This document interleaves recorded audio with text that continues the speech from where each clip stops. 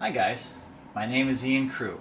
I'm an instructor at the Joy of Dance Center in Toronto, Ontario, and the creator of SocialBallroom.Dance, where you can learn your dance at your place on your schedule.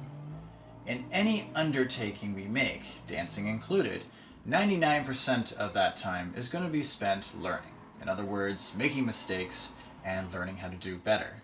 Yet we've been trained since childhood to hyper-focus on the end result, the grades we get, the paycheck we receive, and the ballroom dance competition that we win. The problem with that is when we focus on the end goal, everything up until that point starts feeling like failure. So today, we're going to look at how to learn to love the process of reaching towards those goals. And an important part of that is coming to make peace with your situation right now, rather than resisting it. You know, sometimes our life can feel a bit like we're being asked to dance to a song that we really hate, when deep down inside we're frustratedly saying, I don't like that song. I can't wait until the song that I do like comes on. When is that song gonna come on?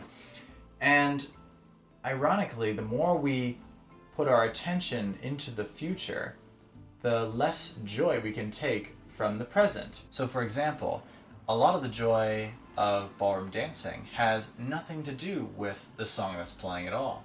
It comes from the thrill of the unknown, not knowing how your partner is going to respond to you, and feeling the movement evolve in response to your unique learning styles.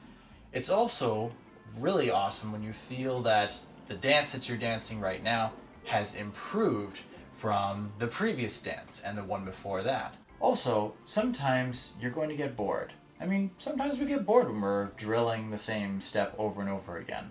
But that does not mean that that activity is boring. It just means that we have lost our focus with the parts of that activity which we might enjoy. So, for example, if I am having trouble with a specific dance technique and I start to get bored, I might ask myself, why am I getting bored? And I may come to the conclusion that, well, I don't feel like I'm progressing. I feel like I'm stuck in place. Or maybe I'm not progressing as fast as I want to. So that allows me to start looking more closely at my body so I can start feeling where I'm going wrong and maybe start to notice those incremental improvements so I can start to take pleasure in it again. Or I may need to get my expectations of how fast I'm going to improve out of the way. When we ruminate about the past or worry about the future, these things both keep us from enjoying what's happening right now. Instead, we want to find ways to bring ourselves into what's happening right now so that we can sort of look at what's happening more objectively.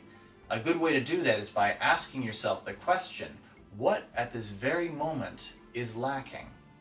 So when I ask myself what at this very moment is lacking, the only thing that's really lacking right now is it's a very warm day out and we don't have air conditioning. But if I think about what I have to do in a couple of hours or throughout the rest of the day, I've got to put together choreography that I'm going to teach to seniors at Chester Village in a couple hours. I have some lessons to do, social to go to in the evening. There's lots of things that I could stress myself out about if I gave too much of my attention to those things. Asking this question can remind us that, first of all, what's happening right now usually isn't that bad. And secondly, that there's only so much you can do about the past or future. We can prepare for the future, sure, but we still have to prepare for the future by taking actions right now. Worrying about the future does not solve anything. Also, when we are procrastinating, or if we suffer from perfectionism, these are both opposite sides of the same coin, that is, fear of failing. Or in other words, fear that the process is not going to give us the payoff that we want. Procrastination says, I'm afraid of failure, so I won't start. And perfectionism says, I'm afraid of failure, so if I start, it's all gotta be perfect from the beginning and nothing can surprise me. Since that's really unrealistic to expect, we have to learn to rephrase our mistakes as learning opportunities. I like to think of our goals as lying across a field that is full of mistakes. Literally, every step we take through that field is a mistake. And that's a good thing, because the mistakes are teaching you how to take the next step and the step after that. It's part of the process. The shots are part of the program, in other words. Also, sometimes when we make mistakes, we feel like it's our fault. You know, when we mess up in front of our instructor, what's the first thing we often say? I'm sorry.